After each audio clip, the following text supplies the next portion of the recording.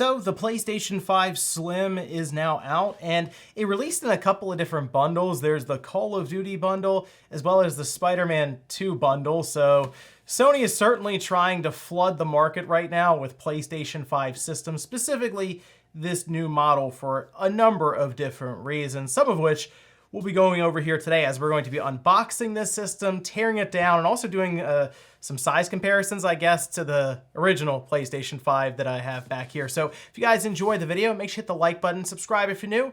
We're gonna start today with this video sponsor. Today's video is brought to you by Crucial and their new T500 NVMe SSD. For demanding applications when rendering videos, photos, or other heavy workloads, you want fast, reliable storage. The T500 is a high-end PCIe 4.0 NVMe boasting impressive read and write speeds set up to handle the most intense PC workloads. Available with or without a heatsink, the T500 is designed with desktops, laptops, and the PlayStation 5 in mind. Of course, I was interested in the PS5 compatible variation that comes equipped with a heatsink, and I'm happy to say not only does it install easily with a low-profile heatsink fitting perfectly in the system, games run blazing fast with the 7,400 megabytes per second read and 7,000 megabytes per second write speeds, easily covering the PS5 requirements. With storage options up to 2 terabytes, you can spend less time picking out which games to delete to make room, and more time swinging around in Spider-Man 2 or jumping through rifts in Ratchet & Clank. Backed by a 5-year limited warranty, the Crucial T500 NVMe SSD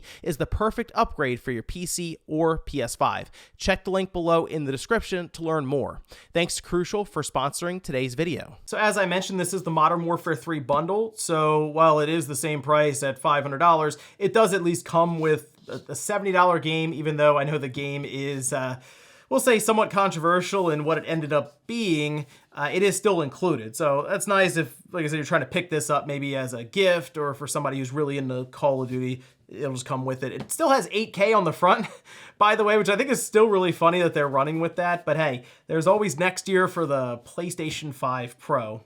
Otherwise, this box is quite a bit smaller than the PlayStation 5 box. I don't have mine anymore. Unfortunately, it got kind of torn up a bit. If you remember the video where I did the heat tests for it, I ended up cutting it up some so I could cover up the PS5 with it. But otherwise, on the back, they do put over the SSD as you'd expect, since that is a massive marketing push for them. 3D audio technology, and then pointing out that you can still play your supported PlayStation 4 games like never before. And there have been a lot of comparisons for the box that this comes in, since it is quite a bit smaller than the PlayStation 5 box, the standard one. And I think there's been, what, PS3 comparisons, PS4, just random boxes put next to it. So I guess it's the idea of trying to be incredibly unique with the video. Here's the PlayStation 5 Slim box next to the Nintendo 64 IQ box. Still set up very similarly, where you have basically a slip cover for what's basically a white box with the PlayStation logo directly on the front. Anyway, with the top open, we are greeted immediately with our power cord. And I take it these would be, yes, okay, so this is the new stand for the PlayStation 5. It's just these two little pieces of plastic, which is significantly different than the large circular stand that we had that could convert from vertical to horizontal orientation. Yeah, obvious cutbacks, I would say, for cost with this. We have our HDMI cable, USB-C for charging, since remember on the front we just have 2 USB-C ports. They eliminated that Type A front-facing port. And then our standard white DualSense controller. And then we have our system, which is packed nice enough. Like, this is basically floating inside of the box, so even if this gets kind of thrown around, this really doesn't seem like it's gonna hit much. Also, for anyone curious, there's the Call of Duty Modern Warfare 3 card. To scratch that off very, very carefully, and then you can redeem it. Standard documentation for how to plug the system in, how to use it, etc. And then we get to our system, which is actually quite a bit smaller now that I'm sort of looking at this. It also weighs quite a bit less as well. I just brought that PS5 down here for comparison, so getting a feel for it right away, there is a noticeable difference here. Now, if you remember, we talked about the idea of this being matte finish and then glossy finish. I have not seen it yet. We're gonna remove this and I'll give my first impression. So here we go. Yeah, it's as disgusting as I was thinking it'd be. I don't know. I'm not really sure who thinks glossy plastic is a good idea. I feel like we learned our lesson in the PS3 generation where that thing just got torn up. Even the PS4 generation where we had one cover, one side was all glossy black plastic. I mean, no matter how much you cared for it, it just got destroyed over time. Okay, some quick size comparisons. Slim, regular. I mean, it's noticeable. It's a pretty big difference in terms of weight. Yeah, it's also pretty, I mean, you can see obviously the difference in volume and just overall size. There is a massive weight difference here. I don't know if this puts it in that realm of, okay, now this will fit in my entertainment center, but I mean, yeah, this might, if this was cutting it close, like you put it in your entertainment center and it was right up against the top or right up against the side if you had it horizontally, this would probably be a good pickup then if you're at all concerned. Although, again, the upgrading, how necessary is it? That's to be determined. Anyway, looking around the system very quickly, of course, the two USB-C ports. We just have one power button here because the eject button has been moved over here to the disk drive, which I think is a really good idea because even now I still at times will confuse power or eject. So this is good to have it like that. The whole front, of course, all glossy plastic. And then we have this stripe that separates the panels from the top and the bottom. And then we have this large area just kind of jutting out where that disk drive goes. I do like the little touch here with the PlayStation symbols right there. Triangle, circle, cross, and square. Very nice. On the other side, not much. We still just have our PlayStation logo cut out there. On the back, let's see, we do have two USB-A ports of our LAN port, HDMI, and then our power port. They do still have the security lock hole right here, so if for whatever reason you have to lock your PS5 down, maybe there's a party or something in your house, you want to make sure your PS5, I guess, doesn't walk off, you can go ahead and attach it to a piece of furniture or something there. Here's our new PlayStation 5 stand. It only works in the horizontal position. You have to shell out another $30 to get the vertical stand. I have no idea how these go on. So I'm gonna consult the manual and then we'll attempt to set this up horizontally. So I have the console with the disk drive installed. So I guess I just have to stab these into the cutout here. Is that different? I guess it is. I don't know, I assume they're showing you two different images, one with the disk drive spot jutting out, the other one not. It might be kind of hard to see, but there's two little spots here and then two spots down here where I guess the legs just push into. And yeah, you legitimately just use some force, push this down, and you just kind of give your PlayStation 5 some feet in the middle. And let's see, I guess it then just sits down like that. There you go. Also, I did check, and yes, the stand does work vertically. Anyway, enough of that. Let's rip into the PlayStation 5. So I will consult my manual here. It shows me in the safety guide how to remove the disk drive cover, where you gotta pop it up from the front because the clips are sort of designed in a certain way. Otherwise, I assume if you break those, it's not gonna sit down so well. Here we go. We pull it from this side. Huh, actually was pretty easy. I mean, you can see how it's notched down here. So if you try to pull from this side, it's just gonna get caught on the plastic the entire way. So you wanna set it down here and then you should be able to close it right back up. Whereas the front, the way that these are angled with these little claws will sort of clip down and around this front here. There is a little arrow right here. And oh, well, there you go. So the little arrow, I guess, is just pointing to, a little guide here too. The little arrow is just essentially pointing to where you can grab it and then lift it up. Otherwise, though, there are two hooks down here. Okay, so they're using a lot of rubber, which is good. The thing I was concerned about would be just vibration in general, because if you have like plastic on metal and this is spinning very, very fast for the disc, it's gonna generate at least some kind of movement and vibration throughout it. But that's actually pretty easy to do. All right, so not too bad. It lifts up without any real issue. The only thing you might run into is if somebody, I guess for some reason, just tries to rip at it here. You could break it, but there's nowhere really to grab it, and there's pretty obvious arrows and that sort of thing pointing to where to pull from. We do have our disk drive model, CFI ZDD1. Removing the bottom cover, and we can see our board at the top here. This very much reminds me of sort of the old days with something like the PlayStation 3, where you did have a daughter board that was connected to the drive, which would then connect to the motherboard. I'm sure there was concern from Sony that something could happen with this daughter board where it gets modified or hacked or something there, but this is a similar approach they've had with like the PS3 and the PS4, so I don't necessarily know if that's something that'll end up happening. Although they did get away from the daughter board with the PS4 Pro, so they have been kind of back and forth on it, but yeah, it's set up pretty much how people figured they would have it done with this detachable drive. So I assume when you set this down on the PS5, it essentially writes to the daughter board here to make it a unique drive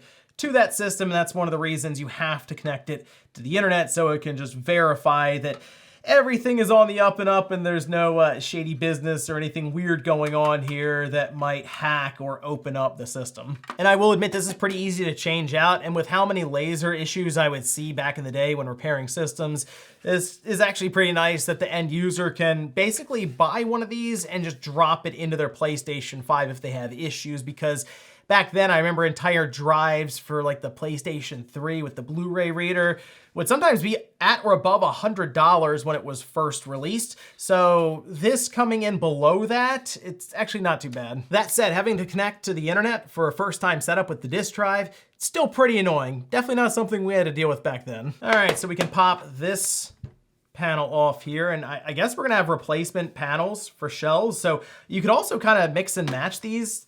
I guess you could have different colors since you have technically 4 panels, which that could open up some, I feel like, some pretty cool ways to customize the system. At the very least, I can fling these glossy white plastic panels across the room and never have to deal with them. Anyway, we do have right here our M.2. You'll have a socket here that you can sit your M.2 into, and then have a screw and sort of a support here. Just figure out which hole you need to have it in, screw it down, you'll be good to go. The fan is still really easy to access, which is nice for cleaning. It is kind of annoying because every screw on here, I believe, is a different size. So you absolutely want to map out every one of these screws here. They're different threads, different sizes, and I've been through it before where you put the wrong screw in the wrong spot and it just like explodes out the other side and hits the board and the whole thing's dead. So yeah, it's just kind of the way that these console manufacturers go. They're trying to fit everything into a small box, and sometimes that means they decide to pull a screw from every end of the workshop to make it work. And you can see with the fan removed, it's very similar to the fan we have in the original PlayStation 5. And you can also see on the other side, right here, you can get access to the inside of your heatsink, which is very important since the way the fan spins, you're probably gonna get a lot of dust and dirt just in this area down here at both ends of the heatsink. So if you're years in and your PlayStation 5 Slim is getting really hot or really loud, you're gonna wanna check right in here. Just pop the fan out and give this a good cleaning. Now look at Sony being cute with their little warranty sticker like it really means anything. At least they have something fun with the PlayStation logos on there. I do wanna point out that Sony has at least marked the different screw types here. So for example, you have these 2 different screws. All right, obviously one being much shorter than the other. This goes here, and then this one, the longer one, goes here where there are 2 dots above it, which is nice because if you just remember that, you'll know where the, obviously, the longer screws go. It's a little thing, but it definitely helps when it comes to taking apart systems and putting them back together, especially if you're just not at all familiar with it or it's your first time doing it. All right, a bunch of T8 security screws later. The black plastic comes off, and we are greeted with their nice shiny silver metal casing along with a pretty large heat pipe, which is a good thing because what happened with Sony before, where they had quite a bit of heat coming off the bottom here, where they had a lot of power running through these components, the heat pipe was on the other side, and I feel like that probably kept a lot of heat to the board, and that probably caused some serious heat going to the memory, and that was something that was I'll say observed by many people in their temperature test. This, however, I think is a great idea by Sony to separate it, because you can see the heat pipe just kind of floats there with a pretty large fin array here that runs right up against that fan. We can see our antennas here, and these actually run up and around to the top. So when your PlayStation 5 is standing up, you can see it basically sits right up here, which is a really good spot, I feel like. One, it's basically just sitting with plastic around it. You don't have any metal in here, maybe they can interfere with it. And two, it's sticking up like at the highest point for it. So that should help with reception, although I guess if you have it horizontally, it's gonna be kind of a wash on that. So yeah, maybe stick your PlayStation 5 vertically. I will say, while the stand, they advertise that you need it, a lot of people are just standing up their PS5 without it, and it's doing just fine. So for the LEDs that run all the way up and around, the way it works, they have our power button board down here. And you can see where the LEDs light up right there. This is also houses your USB port. So this is a separate board, which is good for repairability, since I'm sure these USB ports will be destroyed by someone somewhere. So yes, you technically can replace the power button and the USB ports all at once with one board, and technically even the LEDs. As for the power supply, it is on the opposite side. And it's a fairly small power supply. It does kind of remind me a bit of a PlayStation 3 power supply, believe it or not, where it was kind of just like a short, square, black plastic power supply. I think this is a pretty good step up from what we had in the original PlayStation 5 in terms of size and obviously efficiency, considering this went down to a 6nm process. Although we did have it in the revision, quote unquote, PS5 that was more of the silent revision. But this power supply is easier to get to than the original one. And just in case there's maybe some kind of electrical surge or something that hits your PS5, this is probably the first thing that would get hit if you're not in like a surge protector or something. So fortunately, this is a modular part and can be changed out, and it's not too hard to get to. But here's our entire PlayStation 5 board, still sort of in its metal shielding, and we can see the heatsink here that is smaller than the original, but we know as they went ahead and moved the process to 6nm, they don't need as much cooling. And in fact, I would say that the original PS5 was somewhat over-engineered with maybe the concerns that they had from the PS4 and the PS4 Pro bleeding over a little bit into that design. In this case, though, they have two large sections here with fins for basically just dispersing heat with the fan spinning here. And you can see just a very intricate design for these different copper heat pipes running all over the place and then essentially joining and meeting right here above the die. I do like that the battery, very easy to get to right here. I believe in the original one, this was covered up, I think, underneath of the shielding. So this is something that, of course, can have issues, go bad, whatever, and can affect sort of the clock in the PS5 when it's unplugged. So it is nice to see that this is something you can get to without having to remove the entire shielding. But of course, that's what we're gonna do here anyway, and there's screws all over the place. And I see people wonder why there are so many screws. Well, we know that the PS5 does, it clocks the chip pretty high, and there's just a lot of energy and a lot of heat coming off of it. So these boards, while this would be on the thicker side, they still want to make sure there's no bending and flexing. That was actually the biggest problem back in the day with the Xbox 360 and even technically the PS3, where the boards would bend and flex quite a bit. In this case, though, they have it, I mean, completely supported all the way around just to try to avoid that. Anyway, a billion screws later, the back is ready to come off. Fortunately, these are all the same size.